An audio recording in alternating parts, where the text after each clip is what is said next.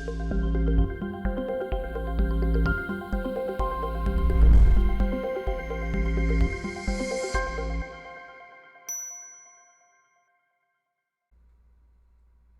guys, I want to welcome you back to another hive video today.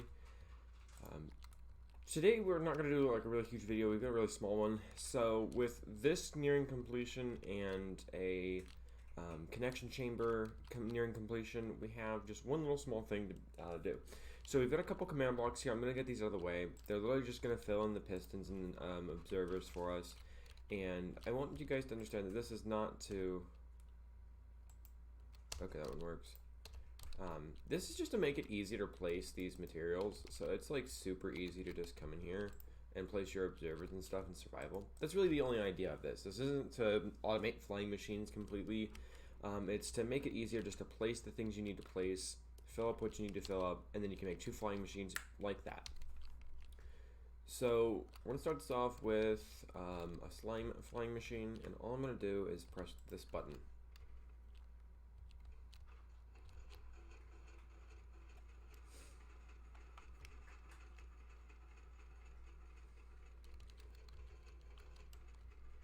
And then we have a train belt, like that.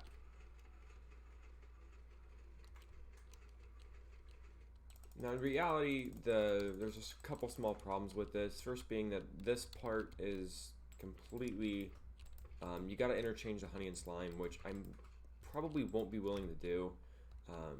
And then refilling this down here is sometimes a little confusing, but you gotta keep the checkerboard pattern going. But then you place your observers and pistons where they need to go, and you can just, boom.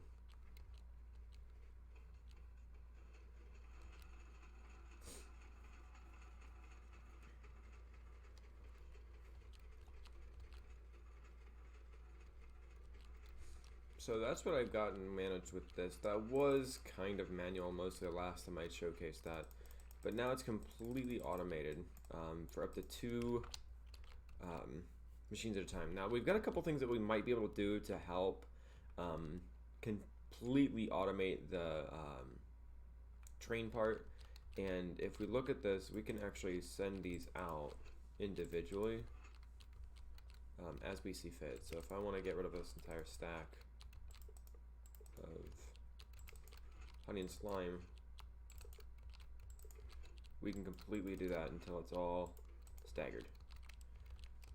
And then this can get swept away, and then this can just move forward with more pistons. And this is going to be the new train track design, or tank track design, because I don't think that this is necessary. It's too long. That's really my only issue with it, is that I have everything separated, and I don't like the fact that it's done that way. I think it'd be easier just to place all your blocks in a single spot and then just watch them zip away once they get to the right size. So with that, that's all there is for this video, except for one small modification to the annex. What was this for? This is a concrete, don't need that. So if we press this button here, this is going to get flush with the floor. And if we press this button, we're going to go down. Now this is a locking mechanism, kind of. I'm not sure what I'm going to do with that, but it works. And then we can push this, and we'll go back up.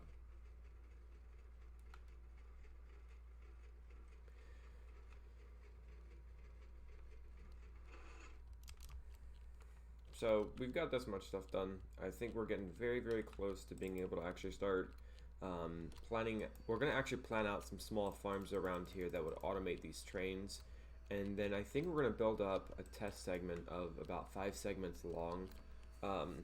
3 going this way, and then having 2 off the annex, and seeing if it can actually manage to run machines to and from locations, which will completely just void out the carts. We're not going to worry about them actually staying there. But we're going to see where that goes, because this is starting to actually look like it might work. We've got a couple of the smaller machines I'm working with over here to move the trains as needed, and this one seems to kind of work. We can move the train out a bit,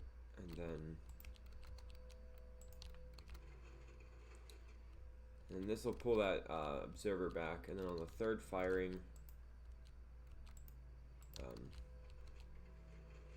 we get that observer back. So this will move the train and pull it over, and then I'm not sure where this will go. But we've tried to use both pistons and stickies, and it seems to mostly work when it comes to trying to move this stuff around.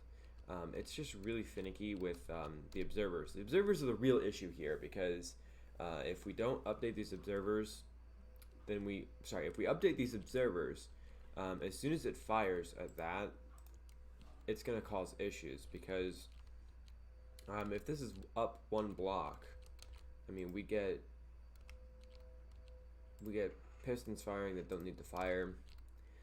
So this is still completely unknown for right now of how this is going to work, but hopefully we can create an opposing slime structure. Rather than honey, we can use slime. Rather than slime, we can use honey to pick the small blocks off of this. The theory is that if we